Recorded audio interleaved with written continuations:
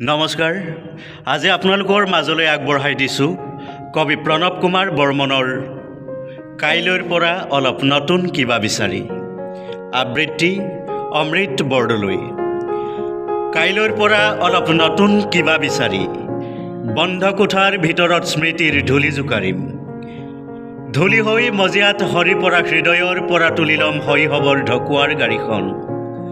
কৈশোৰৰ ৰবাব টেঙাৰ বলটো আদি যৌৱনৰ বিচ্ছেদিতা প্ৰথম প্ৰেয়সীৰ চিগা চুলি।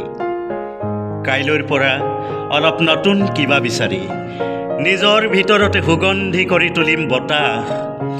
খিৰিকী খুলি বেলিটোক পাৰি দিম ককা দেউতাৰ ঘূনে খোৱা চকীখন। বেলিক কম ককাৰ পকামূৰীয়া শস্যৰ সপোনৰ চিঠিখনৰ কথা, য'ত বেলিলৈ আছিল অজস্ৰ অভিনন্দন শীতৰ পুৱা।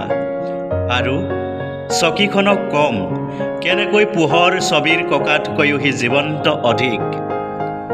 কাইলৈৰ পৰা অলপ নতুন কিবা বিচাৰি মেটেকা ভৰা পুৰণি পুখুৰীটোৰ পাৰতে বহিম। যিটো পুখুৰীৰ নাম আছিল এদিন মানুহৰ পিয়াস, যিয়ে পখালিছিল তিৰোতাবোৰৰ গোপনতা, ধুইছিল পথৰুৱা ঘামবোৰ, ৰঙা জীয়া এটাক দিছিল বৰশীৰ আশ্ৰয়। কাইলৈৰ পৰা অলপ নতুন কিবা বিচাৰি আইতাৰ চোতালৰ সাধুকথা এটা বিচাৰিম। সাধুকথাৰ ভিতৰত হ'ম অজগৰ এটা, বতাহ চৰাই খুৰুৱা চম্পাৱতীক দিম আশ্বাসৰ এখনি হাত। কাইলৈৰ পৰা অলপ নতুন কিবা বিচাৰি মোৰ মৃত বন্ধু আত্মীয়ৰ শ্বহীদসকলৰ সমাধিৰ কাষলৈ যাম। সুধিম জীৱনতকৈ মৃত্যুত কিমান সুখ, মৃত্যুৰ পৰা উভতি আহিবলৈ জীৱনলৈ দেখোন সপোন। মনত পৰেনে পঢ়াশালীৰ অংক আওৰোৱাবোৰৰ কথা, অথবা গছুৱৈ হোৱা তিয়া ধৰা আবেলি গধূলিৰ কথা? কাইলৈৰ পৰা অলপ নতুন কিবা বিচাৰি থিয় হ'ম ৭০ৰ বাৰুদ ভৰা সময় আৰু আশীৰ হাল্লাবোল সমদলবোৰৰ ওচৰত।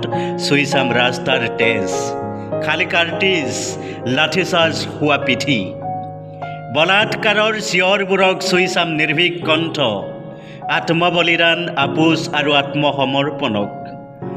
কাইলৈৰ পৰা অলপ নতুন কিবা বিচাৰি এটি পদ্যৰ ভিতৰত বিচাৰিম স্বদেশৰ স্বাধীনতা, অখণ্ডতাৰ শপত, ধৰ্ম নিৰপেক্ষতা, বুকুৱে বুকুৱে উৰা জাতীয় নিচান, ফাঁচীত উঠা প্ৰতিজন নাগৰিকৰ মীনা কৰা স্মৃতিস্তম্ভ। কাইলৈৰ পৰা অলপ নতুন কিবা বিচাৰি পুৰণিবোৰৰ ওচৰলৈকে যাম, যিবোৰ পুৰণিৰ প্ৰয়োজন পুনৰুত্থান। ধন্যবাদ। জয় আই অসম।